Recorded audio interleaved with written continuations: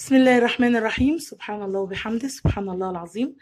النهاردة إن شاء الله هنعمل مع بعض صدور الفراخ المشوية للدايت، وطبعا بتنفع لغير الدايت. طعمها يجنن وسهلة جدا، ولو عملتيها للدايت مش هتحسي بأي حرمان. كمان تقدري تعمليها لأفراد الأسرة كلها عشان ما تحسيش إن انتي بتاكلي أكل مختلف عنهم. اول حاجه انا عندي هنا كيلو من الصدور. الكميه اللي انت عايزاها طبعا تقدري تستخدميها. انا اول حاجه لو انت الصدر عندك بالمنظر ده، طبعا احنا بنجيبه هنا على بعضه كده.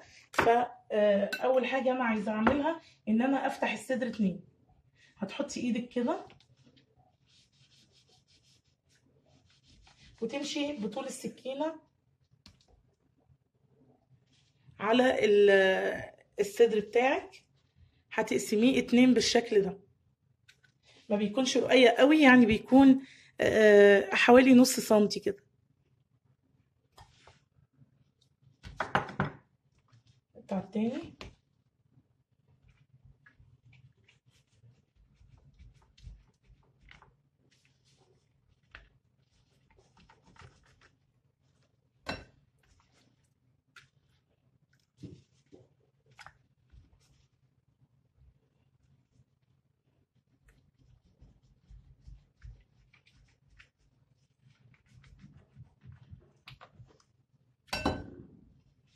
طبعا انت في الرجيم قطعة زي دي هتبقى كويسة جدا جدا ليكي، وهتبقى مشبعة جدا.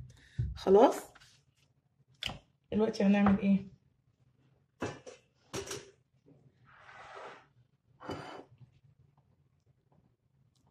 ثواني. انا هنا عندي للكيلو فراخ، او الكيلو صدور، عندي 4 فصوص توم. بشرت 3 وادي الرابع. اهرسيه ابشريه زي ما انت عايزة بالشكل ده. وعندي نص معلقة صغيرة جنزبيل بودرة.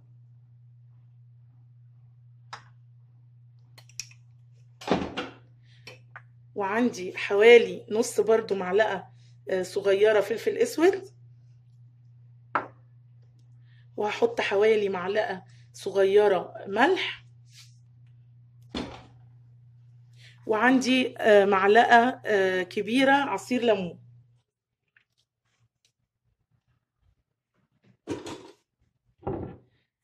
هاخد معاهم معلقة كبيرة من زيت الزيتون، او اللي عايز يزود مفيش مشكلة زودي.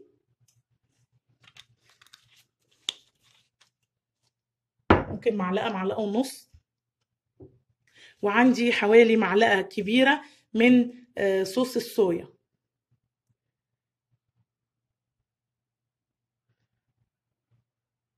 طبعا ده بيخلي الفراخ بتاعتك طعم، يعني مش لازم دايت، او مش هتحسي ان انت بتاكلي حاجه دايت. دلوقتي هنلبس بس الجلافز عشان نقلب الفراخ.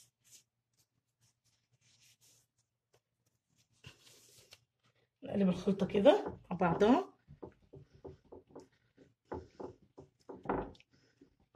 بجد يا جماعه، يعني تتبيله ان شاء الله ان شاء الله اللي هيجربها هيشكرني عليها.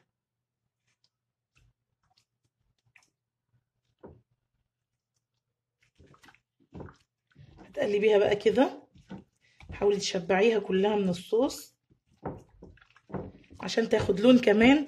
لما بتتحمر او بتتشوي يعني على الطاسه بتدينا لون حلو قوي.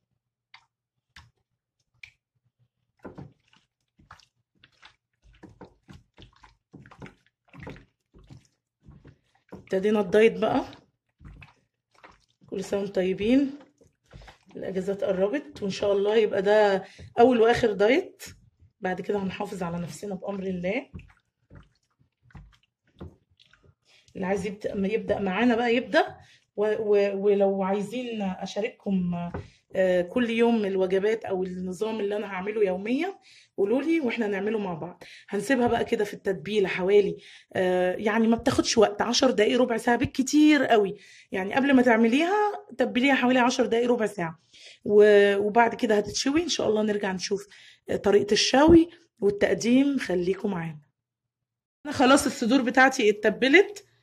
عندي بقى طاسة هحط فيها نقطة زيت صغيرة قوي عشان بس الفراخ ما تلزقش او تتحرق التتبيلة في الطاسة. وخدي بالك يعني تكون طاسة مش جديدة قوي او مش سيراميك، علشان التتبيلة شوية بتحرق، يعني بتعمل البهارات وكده بتسود في قعر الطاسة. فبلاش الطاسات السيراميك البيضة. هناخد قطعة كده نوريها لكم عشان نقدمها. طبعا تكون النار عالية عشان الفراخ ما تنزلش المية بتاعتها معانا. وهسيبها على الجنب ده لغاية ما ياخد لون.